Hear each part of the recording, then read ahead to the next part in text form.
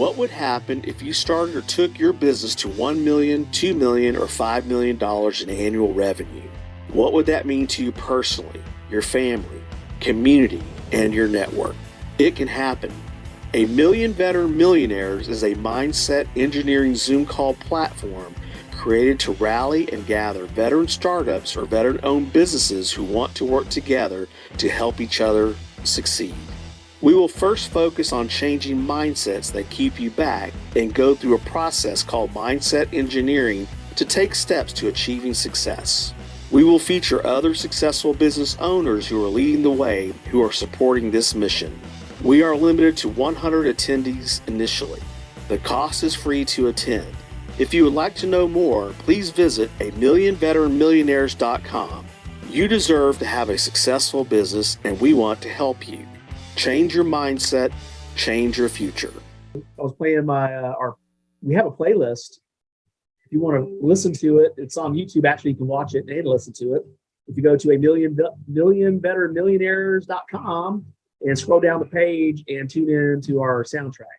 And then there's some inspirational veterans music videos as well from like Toby Keith and others. I forget the guy that's real tall, Toby Atkins, I think his name, or Atkins, last name Atkins. Sorry, I can't get all these names straight. But in the spirit of Van Halen, I got Eddie Van Halen on today because I'm a rock and roll marketer, Marine vet, and I'm excited to be sharing the content we're going to be sharing tonight. Got my bullet lists going. I got my coffee. Veterans Business Force, former military in action. Thank you, Kathy Bowersox, who started Network in Action Veterans Business Force here in Houston, Texas last year. She reached out to me and said, hey, let's do something big. Little did we know that we would actually start a fire, not just here in Houston, but across the nation. So at some point in the future, we're going to have her on as a guest. And I guess I better turn this music out unless I get a copyright strike from YouTube, because this is going to go on YouTube and archived in our modules. So I'm a marketing guy by trade, and ultimately I want to start off by welcoming everyone that's watching this, and I hope that you find the content useful to your business, to your life, and to your vision and dream. And you don't have to be a veteran to be a part. I do have my sunglasses on too. You know, what they used to say is your future's so bright, you're going to have to wear shades. And these shades have a little story that I want to share with you real quick, I guess. I knew the late Eddie Bauer Jr. here in Houston. He was the trust fund punk, as he used to call himself. Unfortunately, he passed away of cancer. But he was coming out with his own line of sunglasses, Eddie Bauer Jr., the brand. And since he was the descendant of Eddie Bauer, the founder, he had grace and mercy with the brand to be able to run with these sports sunglasses that he designed out of Italy, with the plan to have Carl Zeiss lenses on them. And he had these wind tunnel tested unofficially at the H.A. Floyd wind tunnel. And so he was an athlete, Ironman, triathlete type. He did a lot of bicycle racing. So he's a fit guy. And the resistance on the wind was, I guess, a little fractional difference. And he said it makes a difference when you're racing. So anyway, I wear these in his honor. He gave me these pair personally and some others. And so I really valued what he was doing, what he was trying to do with the brand before he passed away. So I hope that the brand does come back.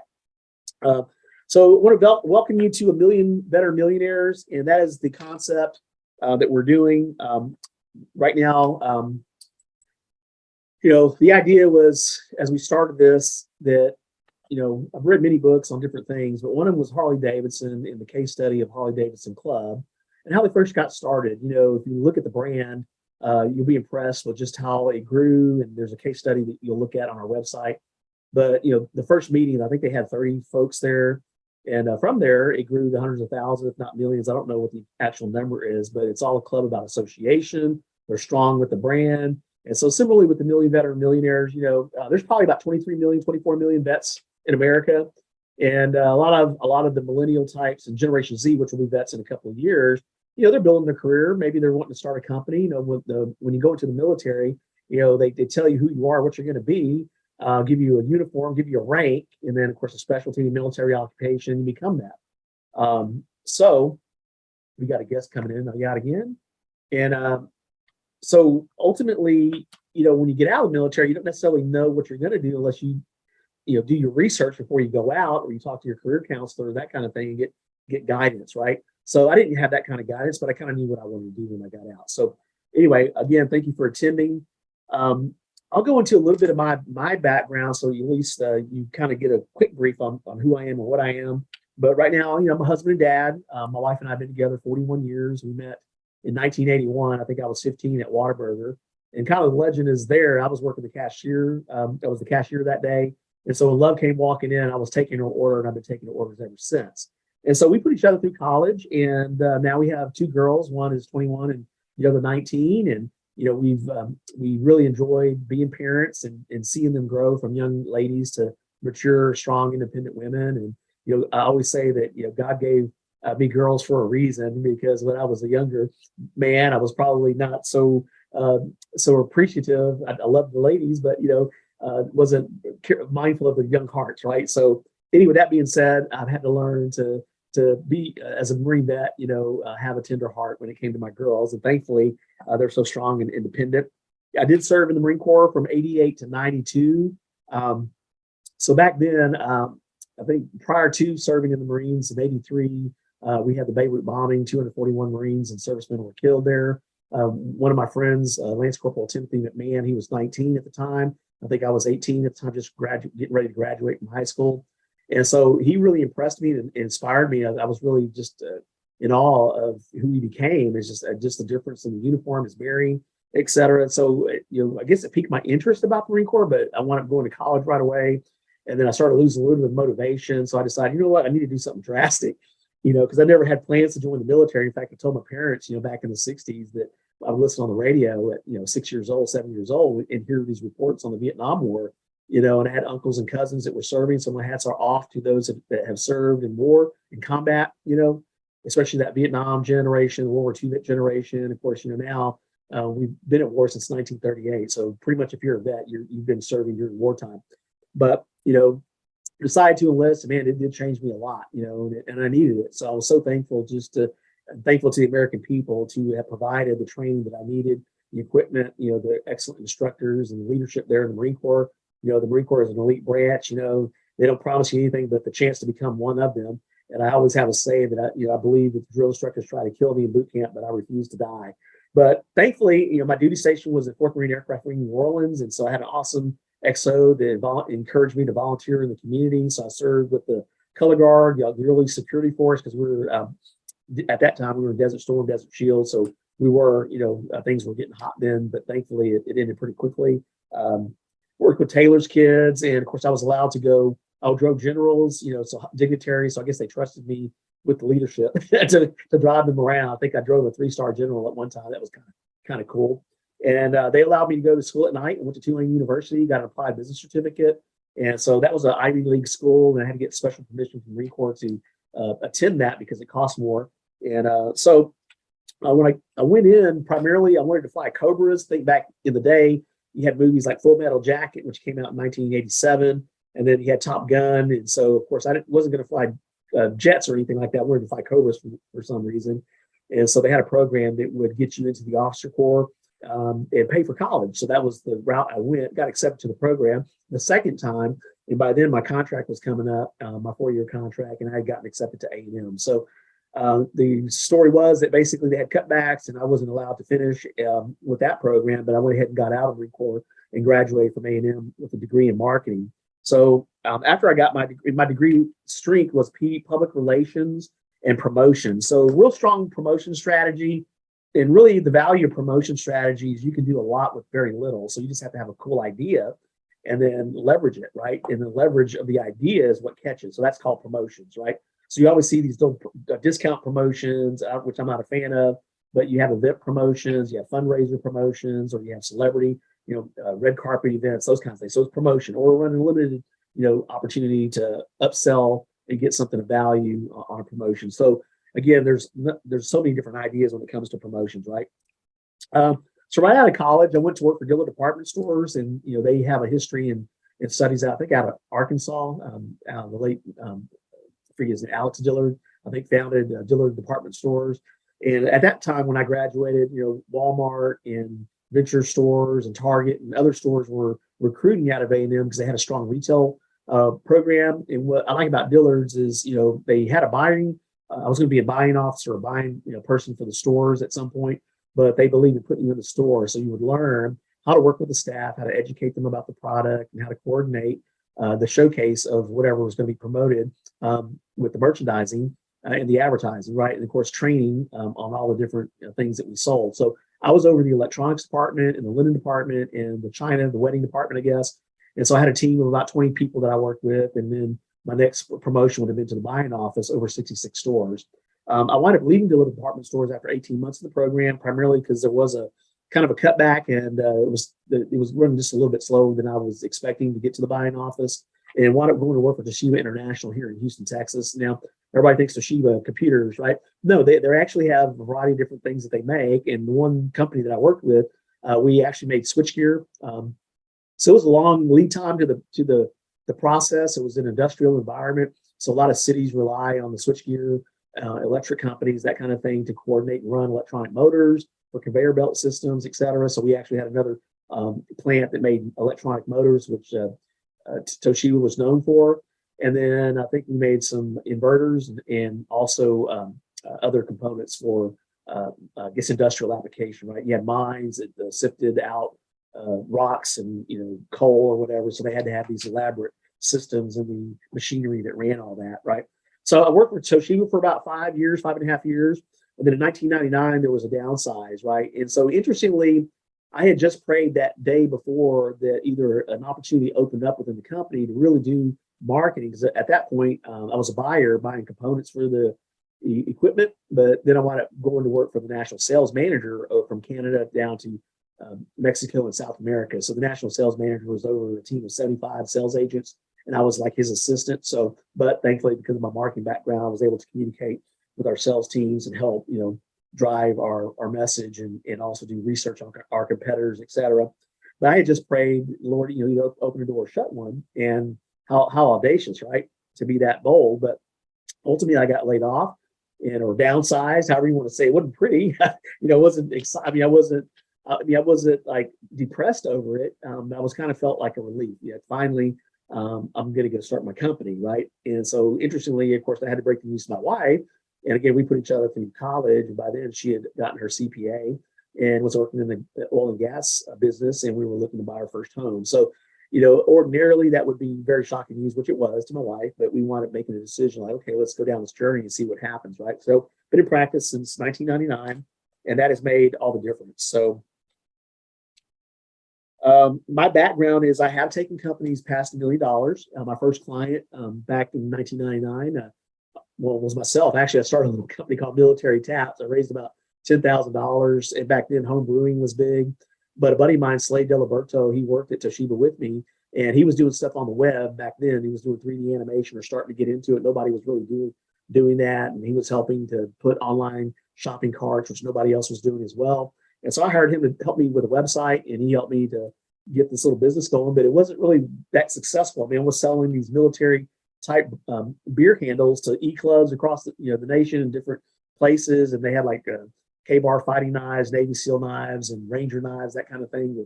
I put little serial dog tags on it. So I was really way ahead of my time, I think, because there's a company here now, Texas Tap Handles, owned by a Marine vet, and he's doing really well. Dan Regalia is his name, here in Houston, Texas. But anyway, I gave him one of our original prototypes here recently. I said, man, I wish I'd known you like 15 years ago when I first got started, because maybe we would have done really a lot better, but he probably wasn't even out of high school then.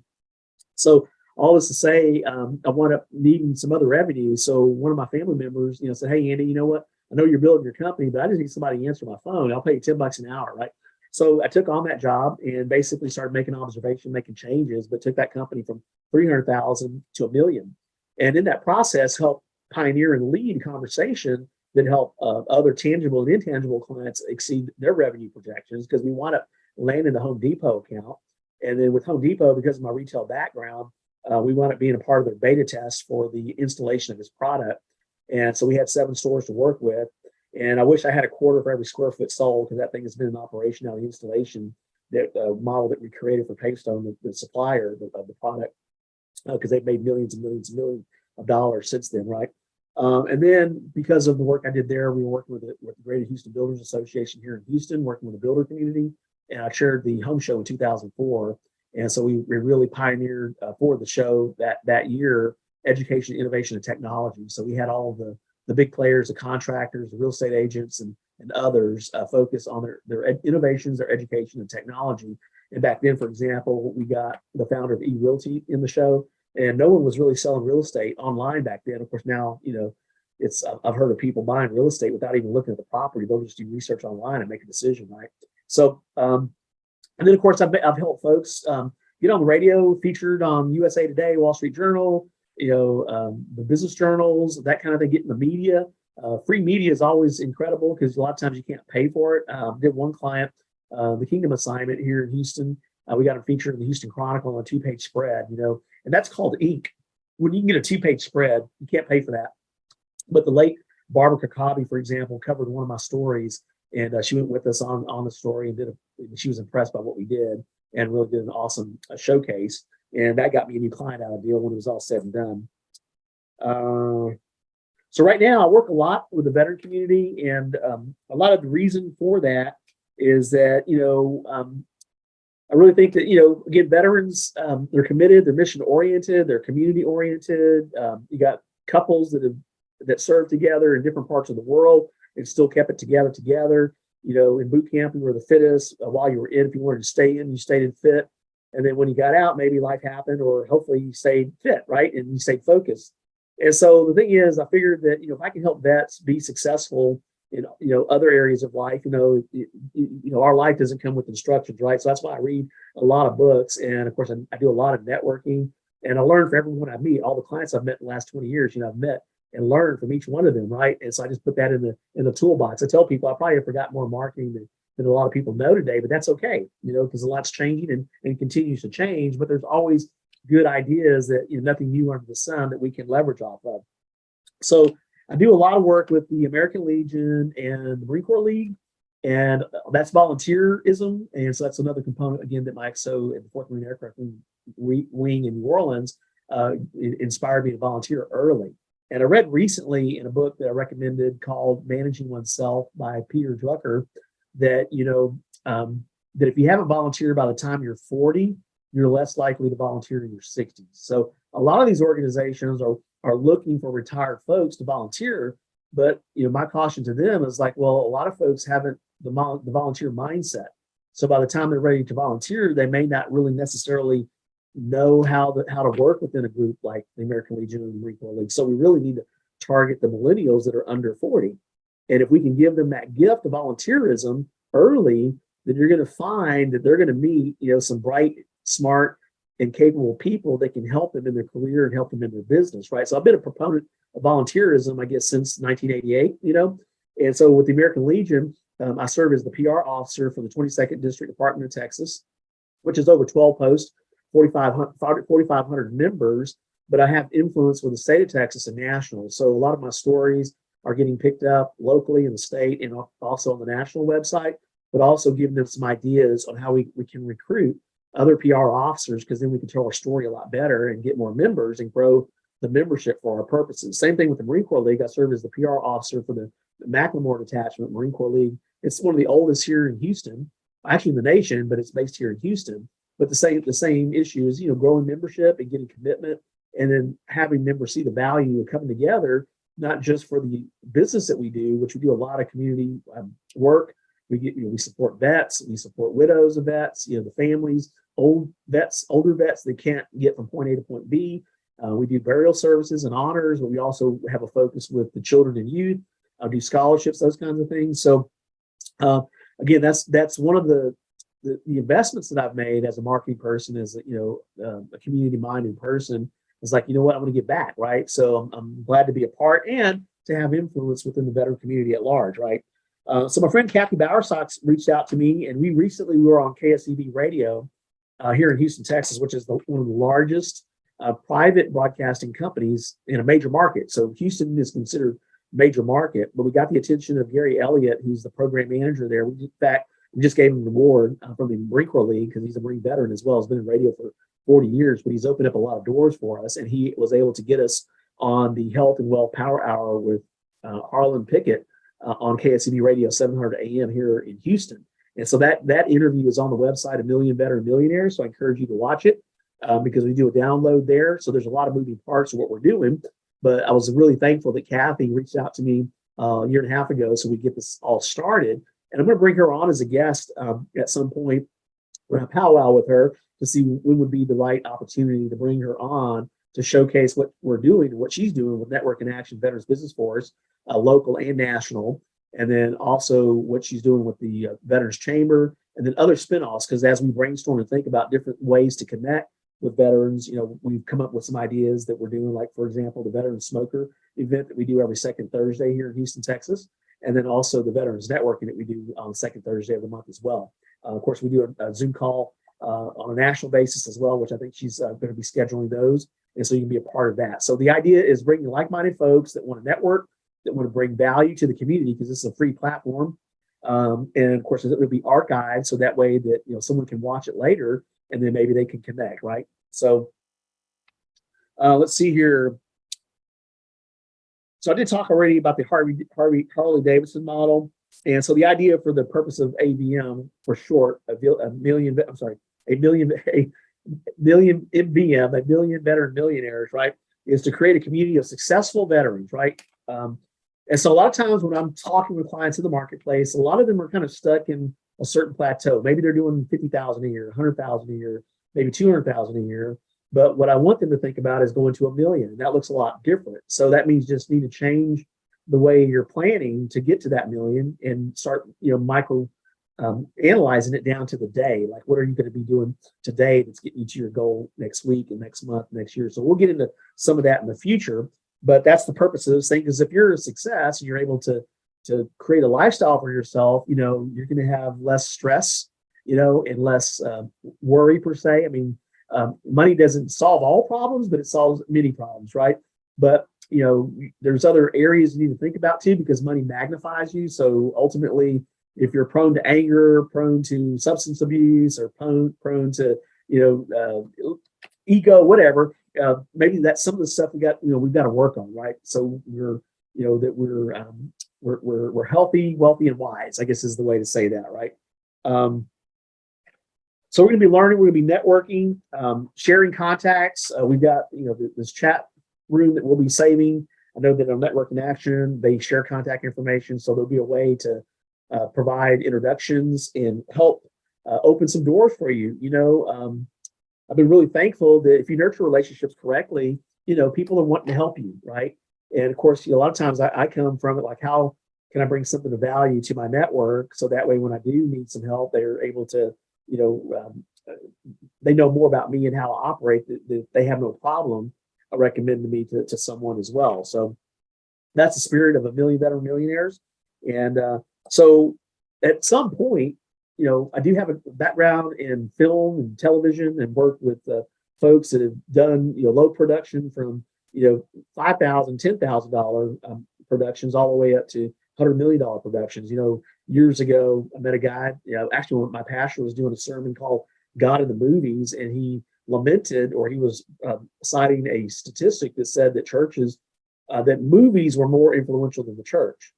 But in the movies, there were God messages in there. So I said, well, shoot, let me do some research on that. And as a marketer, that means I really understood that, entertainment, marketing, news, PR, all that stuff had an effect on the population. And of course, I was a fan of movies, so I think we have a joint mutual interest in Tarantino movies from one of our followers here, right? So anyway, I like movies of all kinds, as long as they're interesting, they have a story to tell, and just a curiosity effect, right, on that. So at some point, I want to bring attention to folks, whether you're in the U.S. or even around the world, as to what you're doing. What are you doing in business, and what happened?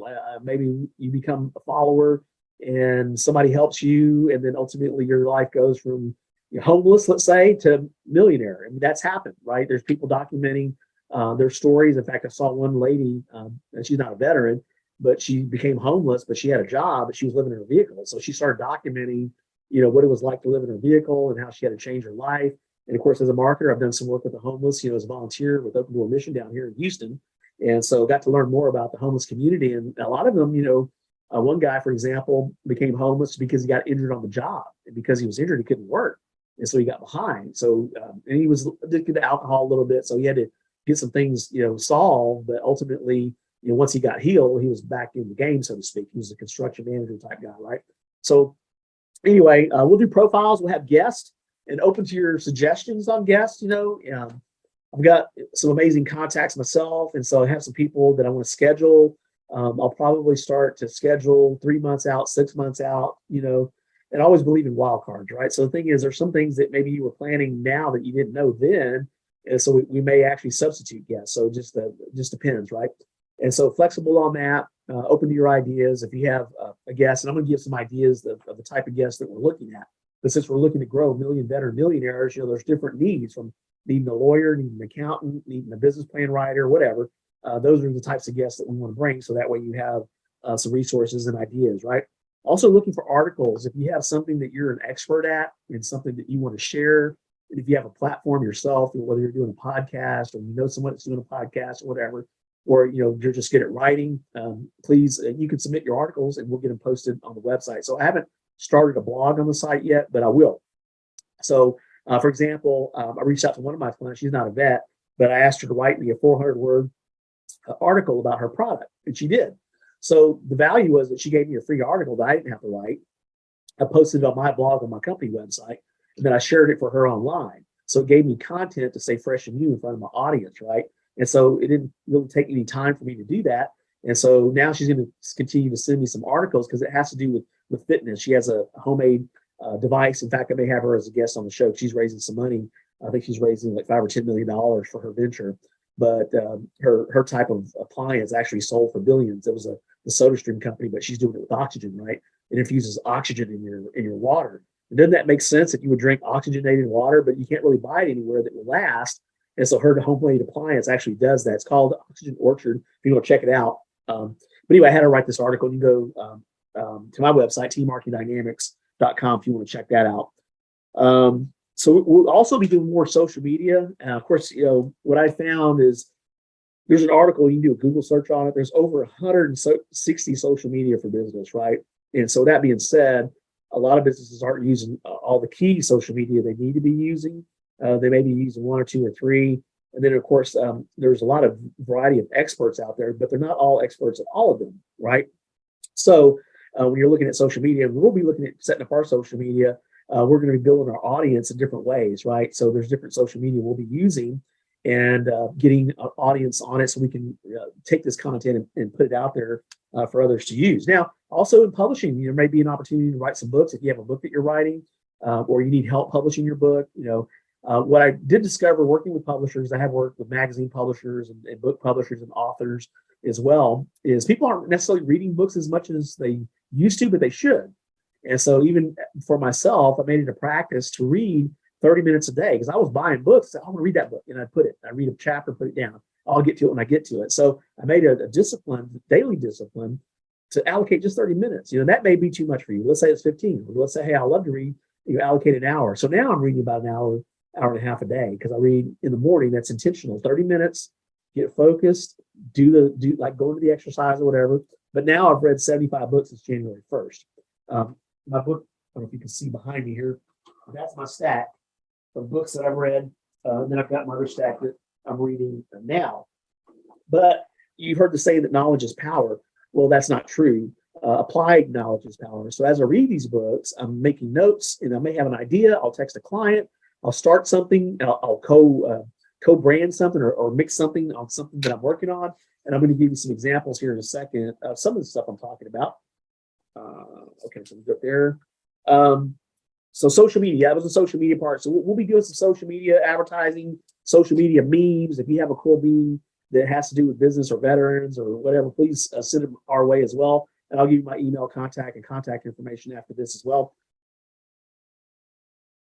Veterans Business Force. But anyway, I designed that logo for Kathy. And actually, my logo designer is in Bangladesh. Very affordable. I think their exchange rate is like 80 to 1. And she's like one of the few people that I've ever worked with because there's a whole discipline when you're doing logos. And of course, nothing new under the sun. So when I've directed her, she usually hits it about 90% of the time with just a few tweaks. It makes it amazing. I mean, I'm really impressed with her work. And she needs the work. And she's so thankful to be aligned with what we're doing. Okay, and public relations and more. So on the PR side, we're going to be writing articles that are newsworthy. That's the key when you're working PR. Is it's got to be something that's unique. Some situation you overcame, some unique invention you're doing, a problem you solved, a person you helped. Something you're doing. Like right now here in Houston, within the American Legion, they're getting ready to do the great turkey roast. I guess they fry and cook 500 turkeys and feed like 1,500 families. It's a major event they do every year. And so I'll be bringing a spotlight to that. And so I'll get that out to the media. And then what I do is typically like a media alert, which lets them know when they're doing it. So if they want to send out a crew, a writer, reporter, they can come cover and interview folks. And then typically we'll do a press release either before or after the event. But I'm usually thankful if they come to the event. That way I don't have to write a press release because they've already done the story. So we'll make use of some of that to build this group as well. We do have some merchandising on our website. If you want to be a part of it, I'm going to change it up a little bit. But if you go to millionaires.com, there's some things that you can look at now. But I'm going to change up some of the designs there and then open up some ideas as well. So you can take a look at that. And those proceeds will help me to pay for social media marketing and other costs that might come up as we get going. But I hope you value just the platform. But it's another way to brand identify. You're part of the club, part of the organization. And I'll give you some ideas too. I'll start some other clubs that are online as well that I'll talk about a little later. So the key area in business, right, is to me, the priority for me as a Christian, I'd say is prayer and reading the Bible. So that's one of my daily disciplines first thing in the morning. And I just really discovered I need to put prayer first and then the Bible. So whatever God that you serve or meditate, I know people that meditate, get your head right first, right? Get your day started in peace and tranquility. Even when the alarm goes off, I'm already thinking like, I'm excited about the day. I'm not dreading the day, right? So I start setting that in motion that it's going to be an awesome day, whatever comes, get myself ready. And it's not always 100%, right? Because you're not a robot, right? So, but you have to inspire yourself. And even some of the training I'm taking, you have to envision your success already. Like I'm already successful. In the time I'm in bed, I'm already thinking like, I don't have to get up if I don't want to, but I want to, right? So it's that authority and command that I'm having over the day, but I'm excited because I'm working on the thing that I need to work on to get my life in order. So really health is kind of your priority. You're only as good in business as you are with your health, right? And so I read a book, which I recommended, I think in one of the videos, maybe not this video platform, called Younger Next Year. All right. So with Younger Next Year, let me see what time I have. Okay, I got 30 minutes. Younger Next Year, there's a death curve, right? So when you get over 60, things start to fall apart really quick and you start to go downhill. Now you can affect the death curve by exercising daily.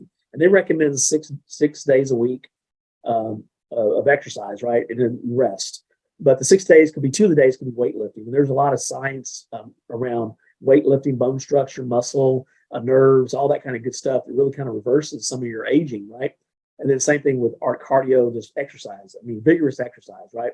6 days a week. But if you'll do that, the death curve 80 and 90, you can look up on YouTube and find videos of 80 and 90-year-old bodybuilders, deadlifters, trainers, power lifters, marathon runners, sprinters, those kinds of things, right? So in reading the book, I just really got excited about it. But there's one for women as well.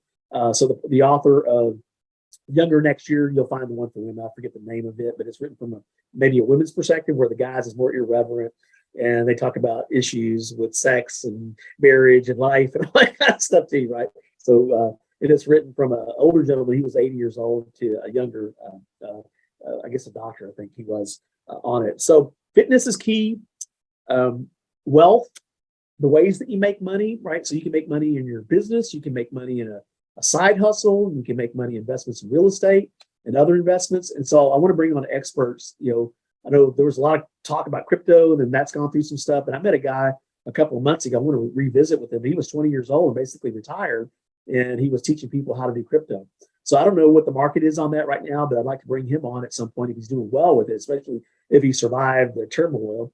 But we'll have discussions about that as well. So wealth, looking at it from different ways to make money. There's people doing stuff now with other stuff that's ready-made. And so, set your mind to some of this stuff. Maybe you can learn it and get good at it, and then share what you're doing with others, so maybe they can benefit from it as well, right? And I heard a while back that, and I think it was Ty that says, find something you can make $1,000 on and feel good about it, right? And then replicate that, right? And then if you run the numbers, and I don't have it off the top of my head, but if you go to the website, A Million Better Millionaires, I run the numbers of what $1 million a year looks like, right? And I think it's like $32,000 a day, right? But it can be done. It's from compared to going to the moon, which seems impossible, the amount of engineering and science behind it.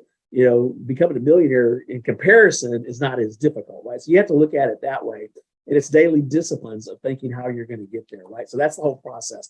And as I consult with my clients, I'm like, look, if you want to get to $1 million, you're going to have to budget a certain amount of money to get there. You may not have the money now, but as it starts to come in, new money, right? Start earmarking and start doing stuff so that you start getting more momentum. And as you start to get more momentum, then you got, some really good decisions to make, right?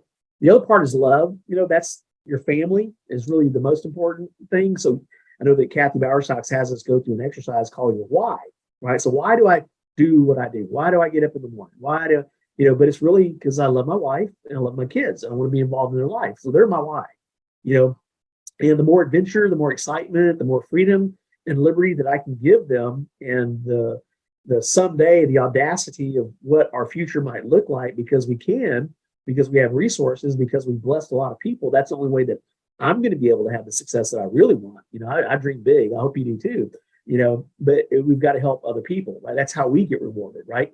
So the love is how you intentionally invest in your relationship with your loved ones, your friends, your close friends. I may have a lot of friends, right? But I don't really have a lot of close friends. I may have maybe 10 or 15 close friends, right? But I only have my wife, my girls, and maybe some of my family members, right? That I want to help them get into business, right?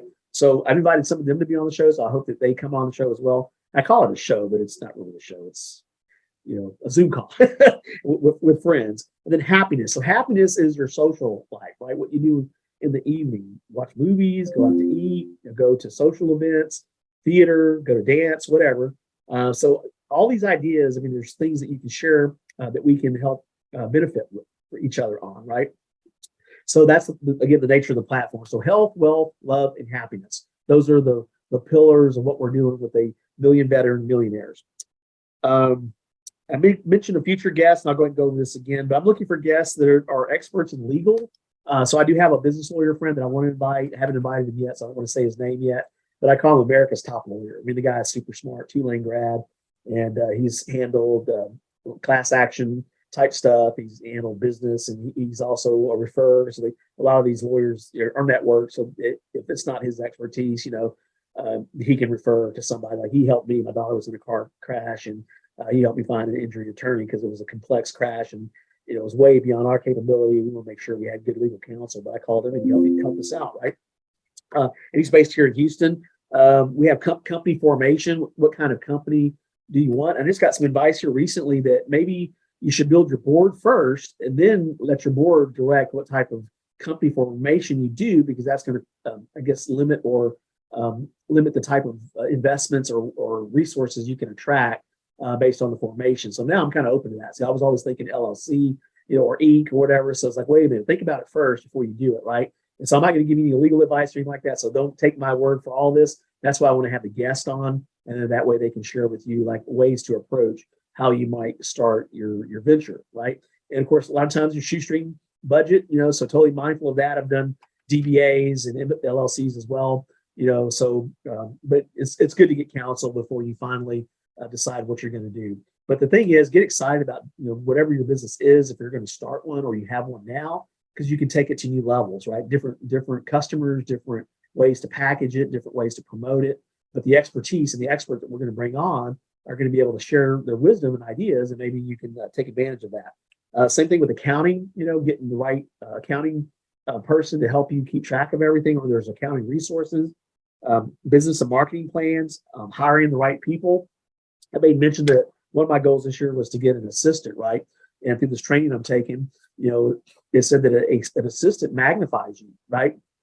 So now there's different resources for virtual assistants. And of course, you can have someone at your office, whatever, but they're going to magnify you because you can't do everything yourself, right? So they're going to help reach out to potential sales contacts. Like that's what I have my assistant doing now. Got a database of 5,000 people I've met. So here's a stack of cards. Reach out to them, tell them, hey, Andy's just reaching out, say hi, schedule Zoom calls, and then seeing, how we can align, right? So that's definitely made a difference in my business. Funding options. I've got a guy that I want to maybe have on the show at some point, but he is himself raised a lot of money. I'm talking a lot of money, and he wants to invest in things, right? So he's a veteran as well. So once his funding comes to fruition, like he's been planning, I do want to have him on, and at some point we may have a pitch fest, where if you're looking to raise money or whatever, we may have you present your idea. Not like Shark Tank. I didn't really like. I mean, I'm a fan of reality TV and all, but Shark Tank scared folks into going to business, right? And it can be scary, yeah, because you never know what kind of people you're dealing with. And I've had some experiences myself in marketing, right? But we don't want to scare you. We just want you to have a good idea, let's say. And then if it's fundable, definitely we want to be able to have maybe him review it. And then hopefully, we'll bring others that are like him as well, right? And then other options besides, like a venture capitalist, maybe there's some bank funding resources available to you as well through the SBA and through other lenders, right? But a lot of times want to know, are you making money, right? So that's the key. So with an investor, he may see like, okay, you know what, you've got a great idea. Maybe you haven't started marketing it yet, but it may be early enough that they may want to jump in. So there's different calibers of folks that want to get behind something like that. In fact, I had a guy on LinkedIn said, hey, if you need help raising money, and he was just like, throwing it out there. It's okay, great. I want to talk to him now, see what he's positioned to do. Marketing, of course, what I found in marketing is no one's an expert at everything, to include myself, right? I'm good at the principles of marketing. I know the 5 Ps and the 6 P and how to focus in each one of those areas and leverage, right? But there's always an expert at something in marketing that you will want to source. And I read a book years ago by Sergio Ziman called The End of Marketing as We Know It.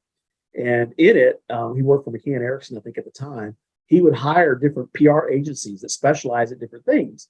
Like he had one PR agency that worked in theaters. He had one that worked in sports. So they weren't the same caliber of companies. And then he would hire marketers and just put them on staff because he knew they were going to find a home somewhere within the company. I think he was Coca-Cola. He was the marketing director for Coca-Cola a while back. And that's an awesome case study. If you want to look at how Coca-Cola, it's basically sugar water, 3%. I'm sorry, sugar, water, and aluminum, but they spend about 3% on marketing. But they look like, they spend, they do spend millions, but they're a billion dollar company, right? So anyway, he would hire best talent, and they would go to work within the company for some of the beverages that they were marketing, others, that they were, but they viewed themselves as a marketing company. We'll talk to sales professionals. Salespeople are different. They're hunter gatherers. I'm a sales guy myself, but man, salesperson, turn him loose, man, and let him go do what he does. But a lot of times they don't think they need marketing, but they do. Marketing helps them, right?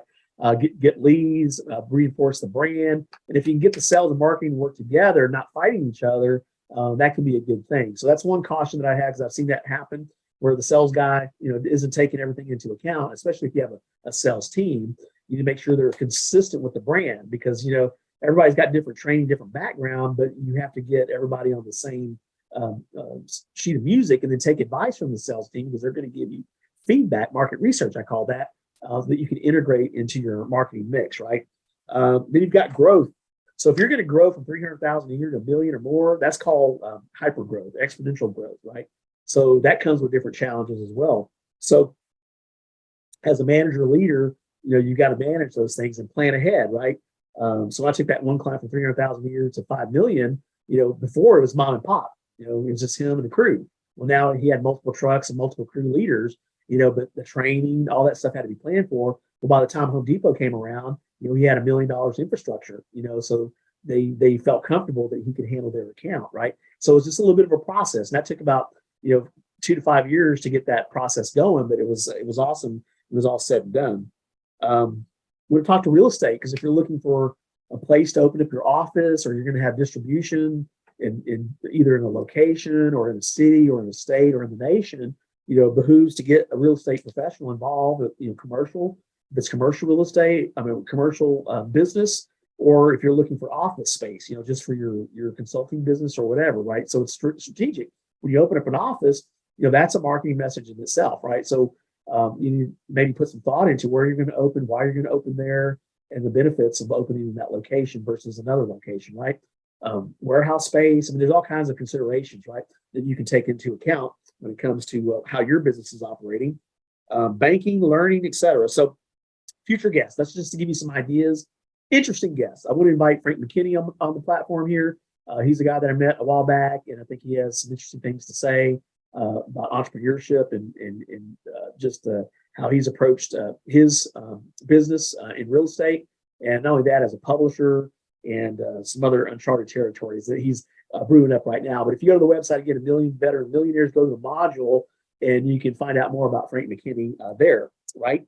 And then typically I recommend a book that I'm reading or think you should read. And of course, I have a Goodreads account, so there's lots of books that I've read that already have reviews there or listed on my shelf. But one of the books I'm reading right now, it's The 48 Laws of Power, written by Robert Greene. Yeah, Robert Greene. And this book was actually recommended to me a couple of years ago. I bought it, I read a little bit of it, and then I put it down. But then going back to my daily discipline, I'm now on rule number 41 in this book. But as a business owner, business leader, I always recommend to my clients they read a book a month on marketing, right? So in the course of the year, you'll probably be a better marketer than most of the marketers out there, right? So what I say, right? But read on business, read on marketing, and then I'll recommend these books. So the 48 Laws of Power, I'm going to talk about a principle that I'm applying right now, but I'm not going to talk about it now. The other one that I'm reading is called Influence. And get some recommendations from your friends. I mean, my friend Alexander Thomas recommended this book, and it's a read. I mean, it's thick, right? But man, it's based by science, psychology.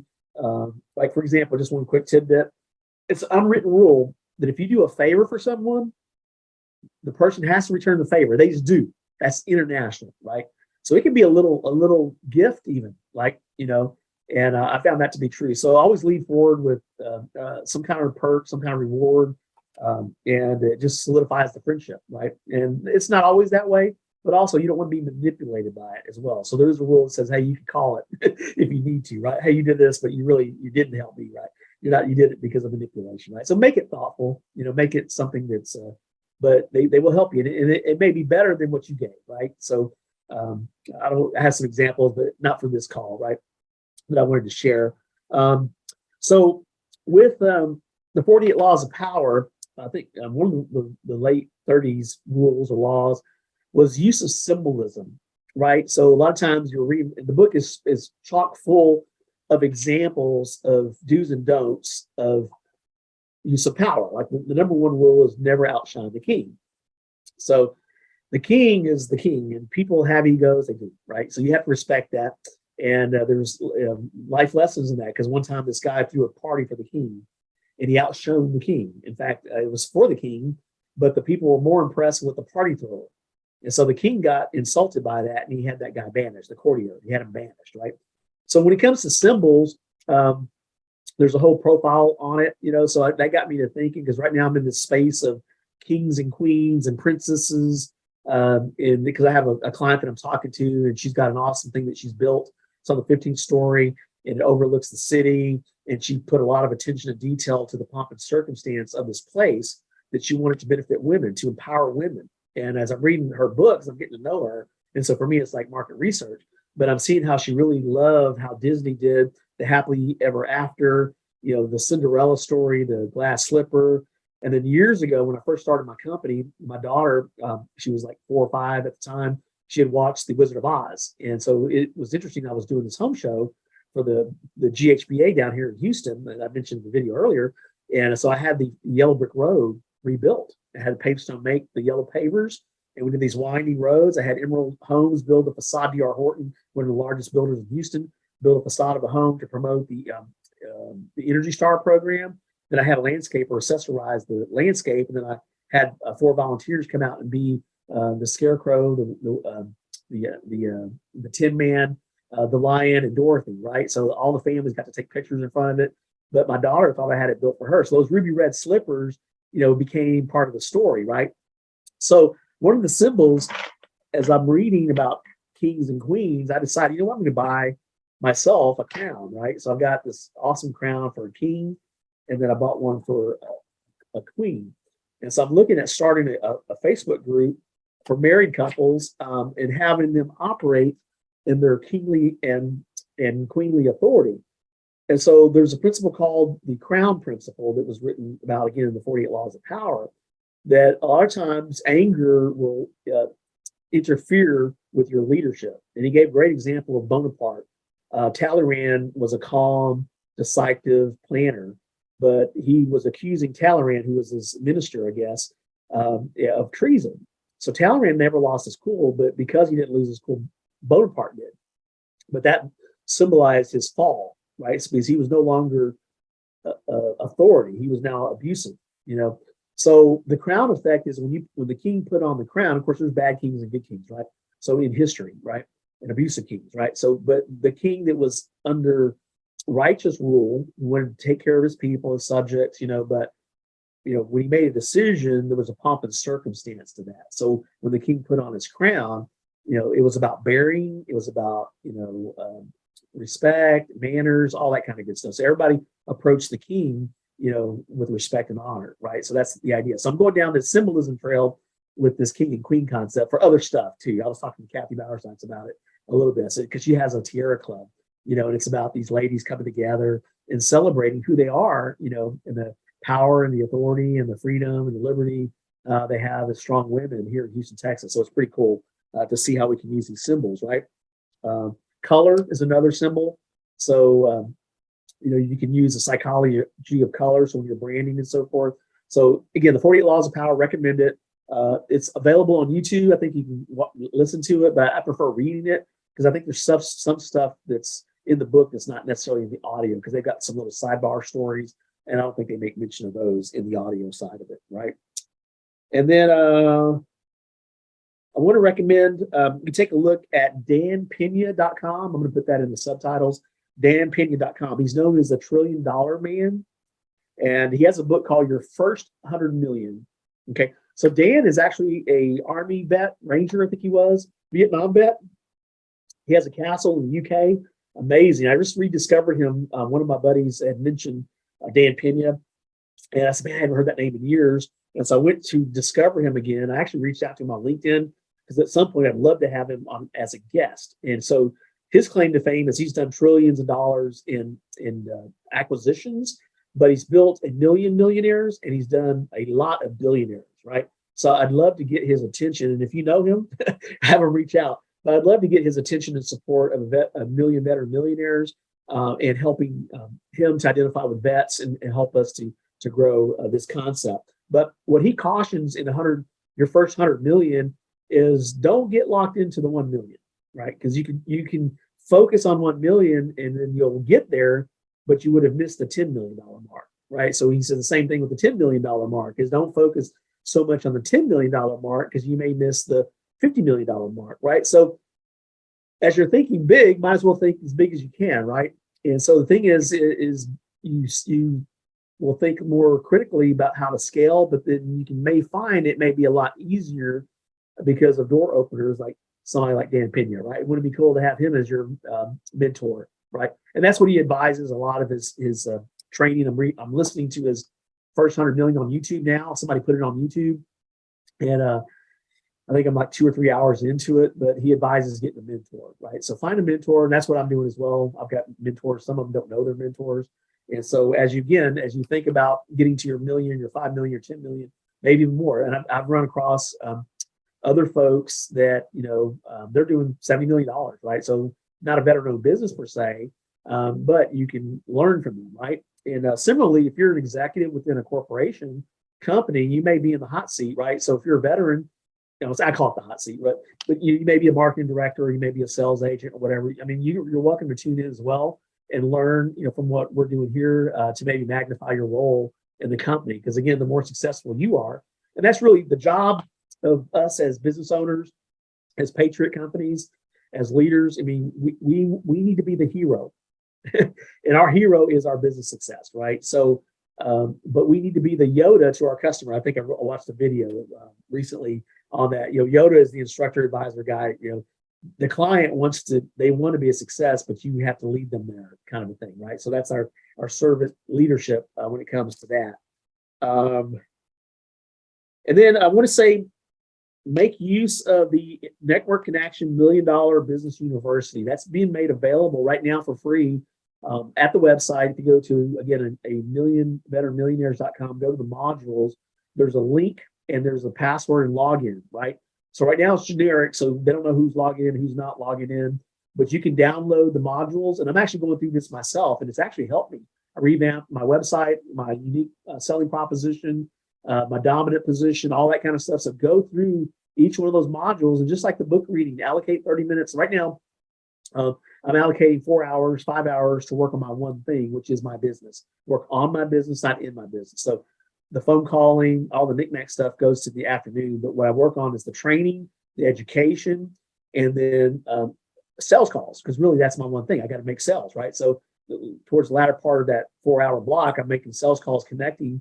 My assistant's made some contacts for me and scheduling the Zoom calls or whatever, but that's going outside of my one thing time period. So from 1 to 4, basically, I'm doing my follow-up call. So the sales is getting the sales going and then doing the follow-up. So the network, the NIA $1 Million Business University, they were making that available. That's like a $6,000 value. So if you don't want to hire a consultant, or leader, log on to that, use it and then report your findings. Share that with us in an email. Bring it, to the next Zoom call. Which again, we're doing this Zoom call every month. I think it's the fourth Thursday now, or fourth Tuesday of the month at 6 p.m. And I'll make it ongoing as we go forward. And then again, you can send your guest to my email, which is Andy. I'll put this in the lower thirds. Andy@andyvaladez.com. Again, that's Andy@andyvaladez.com. And any ideas, you can text me at 713-560-3348. Again, that's 713-560-3348, or call. Sometimes I answer, sometimes I don't. I usually try not to answer calls I don't recognize. But if you text me before you call, that may be helpful. And I don't really have a set schedule. I did make mention of clubs. So I do have some online clubs that I started. Of course, we got the cigar veterans smoker that we're doing right now. The address is posted on the website. We meet the second Thursday of the month at Monte Cristo, Casa de Monte Cristo here in the Galleria. It's a nice place. And so that's from 3 to 5 on the second Thursday of the month. And then we're doing the Network in Action, a business force networking event. So if you're a new member, the first drink, I think it's the first drink, maybe the second drink, it's free. And then you get free appetizer type meals. So if you're a veteran-owned business owner, come out, even if you're not, because we can plug you in with the other groups that she has in Sugar Land and West Chase. The address is not correct on the website now, but I'll get that corrected tonight. But that's on there as a standing invitation. Then as we go national, then we'll look at how we can do events in your city and your state. Another group that I started, it's called the Bad Mofo Club. If you ever watch Pulp Fiction, because I mentioned I'm a fan of Quentin Tarantino. So I started this club basically because in the movie, Mr. Winterfield, who was an assassin, decided he'd been working on the wrong side, the dark side, right? And so he questioned if he was actually his brother's keeper. So it's in that spirit. Right now, I think I have 225 members, and it's open to women and men, and everybody has to be cool. But it's basically you're using your talent for good, right? So it's called the Bad Mofo Club. It's on Facebook. Also started the Menudo Club, and it's for it's kind of like the Breakfast Club meets Pulp Fiction, not Pulp Fiction, the Reservoir Dogs. Yeah. So it's the Breakfast Club meets the Reservoir Dogs. And these are community leaders within the Hispanic community, but you don't have to be in the Hispanic community to attend. Like all these things I start, it's the name, but you know what? Everybody's welcome, right? But I bring cameras to the event. In fact, I'll be doing that for the cigar smoker as well, and the Veterans Business Force, where we get people on camera and talk about their company and what they're all about, and then profile them in our platforms, right? The other one I have is the 4 a.m. for early risers. So I had heard that getting up at 4 a.m. was an indicator of success. Well, that's not necessarily true, right? But it's a good discipline, right? So I just started getting up because I was like, I'm already going to bed kind of early. It's not going to be any difficult to set the alarm for 4, but that's giving me 3 extra hours. That's making a difference. There's a saying that 1% can make a difference. So if you're working towards your success, and every second, every minute counts, but you don't have to overwork yourself, right? So you can balance it out, and there's ways to do that. And we're going to share again in one of my other videos. I recommended the one thing, which is on the modules pages as well. So read that book. I mean, that book will change your schedule. There's a difference between $100,000 a year schedule and $1 million a year schedule. And it's not all about work. It's just about focus. 4 hours of intense focus on your one thing. Everything else can can fill in the gaps, right? But if you do that, you're going to see results, right? Then I talked about the married couples thing I'm going to do with the kings and queens concept. And I know I have some other groups. I think I have one on Facebook called Status Married, so I'll probably use that Facebook group. I know I'm leaving one out. Veterans Business Force. We've got that. Anyway, you can start a club, right? Start your own club, even in your own city, right? And attract other veterans maybe to your group, right? So this isn't, you can start your own veteran millionaire group there, right? And grow it, bring it to the table, network. And the idea of the networking is, number one, they need to be kind of high value. I would say is somebody that you would want to introduce, because that's going to bring other people, right? Somebody that wouldn't mind introducing other folks, and come with that spirit, like, hey, this is a collaborative. Because there's a lot of networking groups out there, right? You've heard of them all, but none like ours, veterans, right? Like-minded folks and patriot companies. And what I'm finding, just working with these nonprofits I'm working with, a lot of companies want to reach the veteran community, right? A lot of corporations have a requirement to do business with veteran-owned companies and hire veterans, right? Again, we've been at wartime since 1938. So that's the vision of that. I think I've gotten everything, and I made all my notes, right? So over the years, I've learned to do an executive brief and bullet point, right? You don't have to go into a lot of details. And of course, there's some things I thought of, like a soundtrack, right? Yeah. I'll close that with a song. But if you go to our website, Millionaires, there's a soundtrack there. You can actually tune in. So it's kind of like whistle while you work, only better. So I like to have music. My wife's a CPA. She hates to have noise. She has to focus. I understand that. But, she married a marketer. so there you go. So again, I'm going to go ahead and close out this module. I hope you find it informative. I hope that you go back and watch the other modules, and then take action, right? And let us know, if it's making a difference for you, right? And share the website. And once I get done with this one, I'm going to upload the next e-bike. In fact, that's where Tata, I hope I mixed your name right. I'm sorry. I think you're Tataya. I'm sorry. I just forgot how to say your name, but it'll come back to me. But she found us on e-bike, Eventbrite. Yeah, so we'll use that. There's some other calendar pages we'll use. So I thank you again for watching. And we're probably going to have a guest on next month. And I'm just deciding who to have. But, right now, through this evaluation period, the next week or two, if you come across someone that you think we really, really need to have on the show, the Zoom call, I keep calling this show. But, how do you like my On Mission sign? So my tagline is On Mission, because the mission is the mission, right? And the mission is the great mission for me, but the mission is whatever assignment you're working on, right? That's got to be your focus, right? Mission focused, mission oriented, and accomplishing your goals, fitness, health, wealth, love, and happiness. Thank you so much for watching. It could happen. Change your mindset, change your future. America needs veterans more than ever. As a veteran business owner, you are equipped with a focus, professionalism, and dedication that is rare in the marketplace. We are looking for former military, make it happen business leaders like you to join forces with a marketplace mission called Veterans Business Force National, a division of Network in Action Business Force based in Houston, Texas. We are rallying patriots to work together to grow opportunities for yourself, each other, and our community around the country. We meet once a month via Zoom to share our vision and align with fellow warriors. Together, we are stronger. Google Veterans Business Force National to find us before we find you.